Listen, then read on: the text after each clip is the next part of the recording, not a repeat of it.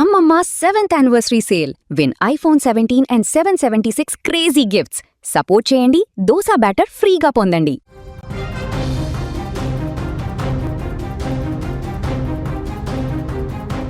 ఒళ్లంతా కాలిన గాయాలు, కళ్ల ముందే కనిపిస్తున్న మృత్యువు. ఏ క్షణమైనా ప్రాణాలు పోవచ్చు. అటువంటి భయంకరమైన పరిస్థితిలో మనిషికి తన నొప్పి తప్ప మరేది గుర్తుకురాదు. కానీ విశాఖ స్టీల్ ప్లాంట్లో జరిగిన ప్రమాదంలో గాయపడిన పైడిరాజు మాత్రం భిన్నం. మృత్యువుతో పోరాడుతున్న ఆ క్షణంలో కూడా ఆయనకు తన నొప్పి కంటే తన కుటుంబం ఏమైపోతుందన్న భయం, పిల్లల భవిష్యత్తుపై బెంగే ఎక్కువగా ఉంది. ఆ తండ్రి పలికిన చివరి మాటలు ఇప్పుడు ప్రతి ఒక్కరిని కన్నీరు పెట్టిస్తున్నాయి. విశాఖపట్నం స్టీల్ ప్లాంట్లో నిన్న జరిగిన ఘోర ప్రమాదంలో గంగవరం కేబుల్ ఆపరేటర్ పైడిరాజు తీవ్రంగా గాయపడ్డారు. ప్రమాదంలో ఆయన శరీరం తీవ్రంగా కాలిపోయింది. ఆ పరిస్థితిలో కూడా ఆయన ధైర్యాన్ని కోల్పోలేదు. ఆసుపత్రికి తరలిస్తుండగా తన కొడుకుకు ఒక సందేశం పంపారు. వర్మ, తమ్ముడిపై కోప్పడకు, వాడిని బాగా చదివించు, అమ్మను జాగ్రత్తగా చూసుకో అని చెప్పారు. ఆ మాటలు వింటుంటే ఎవరికైనా గుండె పగిలిపోతోంది. తాను బ్రతుకుతానో లేదో తెలియని పరిస్థితిలో ఇంటికి పెద్ద దిక్కుగా ఉన్న తన కొడుక్కి బాధ్యతలను అప్పగించిన తీరు ప్రతి ఒక్కరిని కదిలిస్తుంది. వర్మ తమ్ముడి ముందు ఎప్పుడు సహాయ పడకే, తమ్ముడిని బాగా చేయించరా, నువ్వు కూడా బాగా చేసినా, అమ్మని బాగా చూసుకుంటే ఉంటాడు. వర్మ తమ్ముడి ముందు ఎప్పుడు సహాయ పడకే, తమ్ముడిని బాగా చేయించరా, నువ్వు కూడా బాగా చేసినా, అమ్మని బాగా చూసుకుంటే ఉంటాడు. దురదృష్టవశాత్తు ఈరోజు ఉదయం పైడిరాజు కన్నుమూశారు. ఆసుపత్రిలో చికిత్స పొందుతూనే ఆయన తుదిశ్వాస విడిచారు. ఆయన మరణ వార్త తెలియగానే కుటుంబ సభ్యులు, తోటి కార్మికులు శోకసంద్రంలో మునిగిపోయారు.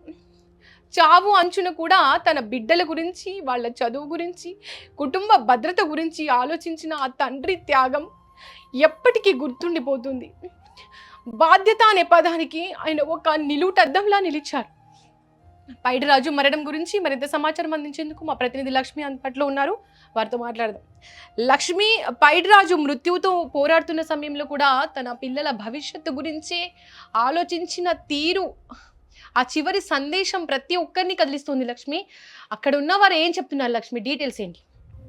ఎందుకు వెనకబడ్డారు అని చెప్పిన మాట ప్రతి ఒక్కరిని ప్రతి క్షణం కనెక్ట్ చేస్తూనే ఉంటుంది. మరొకసారి నాన్న ప్రేమకు, నాన్న త్యాగానికి, నాన్న బాధ్యత. ఎందుకంటే ఈ మాటలు ప్రతి ఒక్కరిని చాలా ఎమోషన్ కి గురి చేస్తున్నాయి. విశాఖ హక్కు, ఆంధ్రలో హక్కు అనే ఒక నినాదం వేలాది మంది కార్మికులకు ఒక ఎమోషన్ అయితే, మొన్న జరిగినటువంటి భారీ దురదృష్టకరమైన ఘోర ప్రమాదంలో అప్పటికే 8 మంది చనిపోయారు. మృత్యువుతో పోరాడుతూ ఒకవైపు 80% బర్నింగ్, ఎందుకంటే 1500 డిగ్రీల సెల్సియస్ వేడి ఉప్పు ద్రావం ఒంటిపై పడితే ఎంత భయంకరమైన నరకంలో ఉంటామో అర్థం చేసుకోవచ్చు.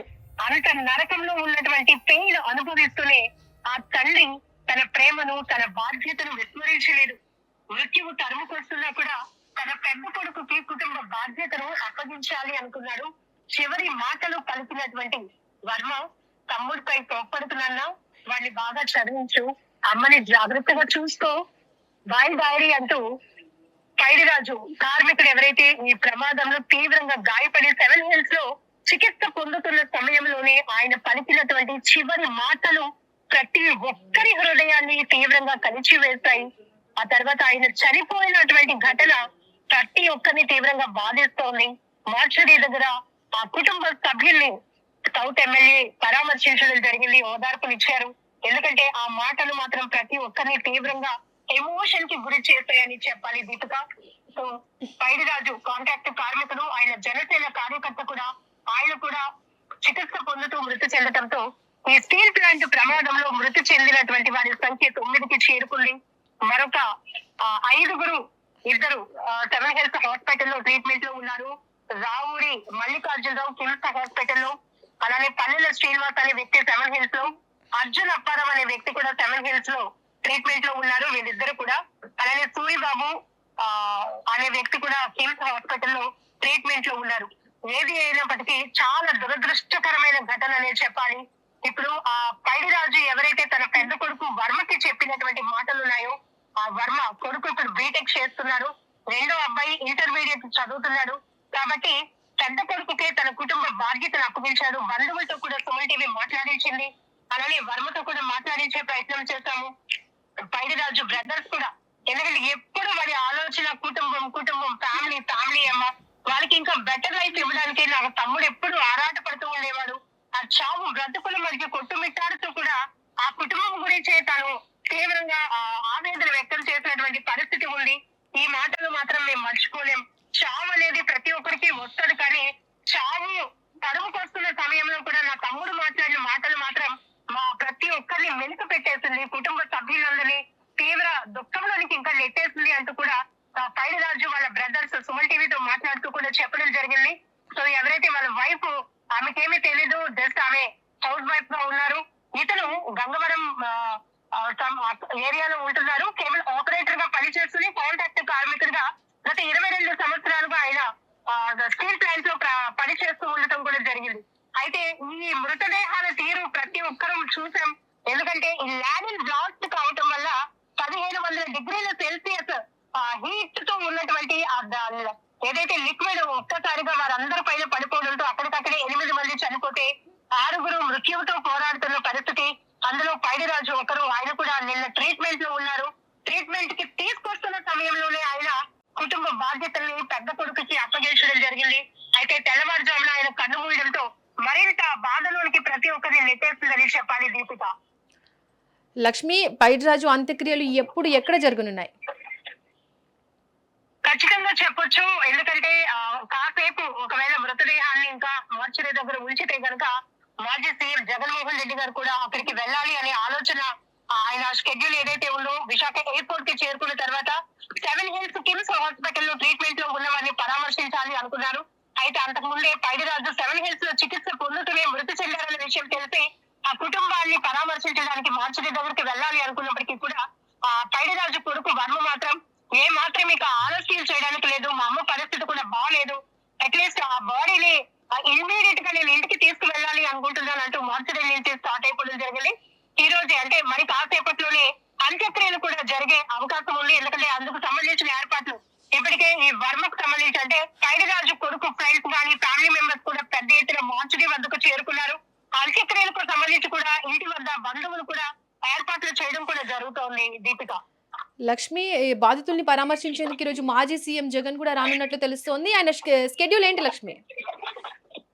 దీపిక ఇప్పటికే విశాఖ చేరుకున్నారు జగన్మోహన్ రెడ్డి, నేరుగా ఎయిర్పోర్ట్ నుంచి 7 హిల్స్ హాస్పిటల్ కి చేరుకున్నారు. ప్రస్తుతం 7 హిల్స్ లో మరొక ఇద్దరు ట్రీట్మెంట్ పొందుతున్నారు. రావూరి మల్లికార్జునరావు కిమ్స్ లో ఉంటే కనుక పల్లెల శ్రీనివాసరావు, అర్జున్ అప్పారావు వీరిద్దరు 7 హిల్స్ లో ట్రీట్మెంట్ లో ఉన్నారు. వీరి ముందు పరామర్శించి బాధితులకు ఓదార్పు ధైర్యం చెప్పిన తర్వాత నేరుగా ఆయన కిమ్స్ హాస్పిటల్ కి వెళ్తారు. 7 హిల్స్ లో బాధితులు ట్రీట్మెంట్ లో ఉన్న వారిని పరామర్శించిన తర్వాత ఇక్కడే మీడియాతో కూడా ఆయన మాట్లాడే అవకాశం ఉంది. దానికి సంబంధించినటువంటి మీడియా బ్రీఫ్ ఇస్తారన్నటువంటి ఇన్ఫర్మేషన్ కూడా ఉండడం వల్ల ఇక్కడ జగన్మోహన్ రెడ్డి ఏం మాట్లాడబోతారు అనే విషయం కూడా తెలియాల్సి. నిన్నే మంత్రి నారా లోకేష్ గాని డిప్యూటీ సీఎం పవన్ కళ్యాణ్ కూడా విశాఖ హుటాహుటిలో చేరుకొని ప్రమాదం జరిగినటువంటి స్టీల్ ప్లాంట్ కి చేరుకున్నారు. SMS-1 ప్రమాదం ఎలా జరిగింది ఏంటి, 3-man కమిటీ ఏ రకమైన రిపోర్ట్ ఇవ్వబోతోంది, దానికి సంబంధించిన గైడెన్స్ కానీ అడ్వైజర్స్ కార్మిక సంఘాలు వాళ్ళ దృష్టికి తీసుకొచ్చిన విషయాలపై కూడా మాట్లాడుతూనే మంత్రి నారా లోకేష్ ఇప్పటికీ కూడా ఇంత పెద్ద ప్రమాదం జరిగితే టీమ్ 11 కెప్టెన్ ఇంకా రాలేదు, ఎందుకు రాలేదు వాళ్ళు, మేము ప్రభుత్వంలో కూటమి ప్రభుత్వంలో ఇంత హుటాహుటిలో పరుగులు పెడుతూ స్పందించాము కాబట్టి ఈ రోజు కార్మిక సంఘాలు కానీ లేకపోతే కార్మికులకు కూడా ఎప్పుడు మా ప్రభుత్వం అండగా ఉంటుందన్నారు. అయితే ఈ రోజే మాజీ సీఎం జగన్మోహన్ రెడ్డి కూడా విశాఖ చేరుకుని బాధితులను పరామర్శిస్తున్న సందర్భంలో ఆయన ఏం మాట్లాడతారు అనేది ప్రధానంగా ఇప్పుడు మృతుల కుటుంబాలకు కానీ క్షతగాత్రులకు ఎక్స్గ్రేషియా విషయంలో కార్మిక సంఘాలు ఒకవైపు డిమాండ్ లేవనెత్తాయి, ₹1,00,00,000 ఇవ్వాలి అని చెప్పేసి.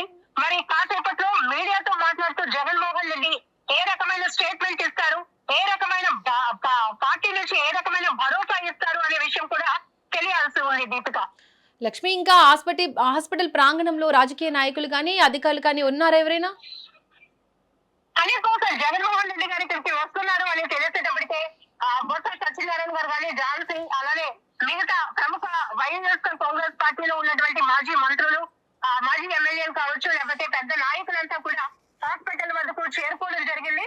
దీంతో పాటు ఆ పార్టీకి సంబంధించిన కార్యకర్తలు, అభిమానులతో పాటు ప్రజలు కూడా జగన్మోహన్ రెడ్డి వస్తున్నారనే విషయం తెలిసేటప్పటికి మొత్తం ఇక్కడ రామ్నగర్ 7 హిల్స్ ప్రాంగణం అంతా కూడా జన సమూహంతో కనపడుతోంది. ఎందుకంటే ఇప్పటి వరకు మొన్న ప్రమాదం జరిగిన తర్వాత నుంచి కూటమి ప్రభుత్వ నాయకులు ఒక్కొక్కరిగా వస్తున్నారు, వెళ్తున్నారు. కమిటీ వస్తుంది, వెళ్తోంది. వాళ్ళ పని వాళ్ళు చేసుకుంటూ వెళ్తున్న సందర్భంలో కేవలం వాళ్ళు మీడియా ముందుకు రావటం, అలాగే ప్రమాద ఘటనస్థలికి వెళ్ళటం, హాస్పిటల్లో ట్రీట్మెంట్ లో ఉన్న వాళ్ళని పరామర్శించడం ఇదే జరిగింది. కానీ జగన్మోహన్ రెడ్డి వస్తున్నారు అని తెలిసేటప్పటికి పూర్తిగా ప్రజలు కూడా ఆయన ఇక్కడ చూడాలి అని ఒక ఉత్సాహంతో ఇక్కడికి కూడా చేరుకున్నారు. బట్ కండిషన్ అయితే ఇది పార్టీ కార్యక్రమం అయితే కాదు. ఒక బాధితుల్ని ఓదార్చడానికి, బాధితుల్ని పరామర్శించడానికి వస్తున్నటువంటి కార్యక్రమం అయినప్పటికీ జగన్ వస్తున్నారు అనేటువంటి సమాచారంతో పెద్ద ఎత్తున యూత్ కావచ్చు, మహిళలు కూడా చేరుకోవడంతో భారీ ఎత్తున పోలీసులు కూడా బందోబస్తు ఏర్పాటు చేయాల్సి వచ్చింది. లాస్ట్ 2 days నుంచి మాత్రం పోలీసులు ఆ స్థాయిలో ఎక్కడా కూడా ఫోర్స్ ఉపయోగించలేదు. కానీ ప్రస్తుతం 7 హిల్స్ హాస్పిటల్ దగ్గర మాత్రం భారీ ఎత్తున ఏసీపీలు, అట్లనే సిఐలు, ఎస్ఐలు మొత్తం భారీ ఎత్తున పోలీసు బందోబస్తు కూడా ఏర్పాటు చేయడం జరిగింది. దీపిక, లక్ష్మి, ప్రస్తుతం బాధితుల పరిస్థితి ఏ విధంగా ఉంది? మృతుల సంఖ్య ఇంకా పెరిగే అవకాశం ఉందా? ప్రస్తుతానికి 7 హిల్స్ లో మొట్టమొదట ప్రమాదం జరిగిన వెంటనే 3 ఇక్కడికి హుటాహుటిన తరలించడం జరిగింది. అందులో పైడిరాజు కూడా ఒకరు. అయితే ఆయన కూడా ట్రీట్మెంట్ తీసుకుంటూనే కన్ను మూశారు. మరొక 2 ఇక్కడ ట్రీట్మెంట్ లో ఉన్నారు.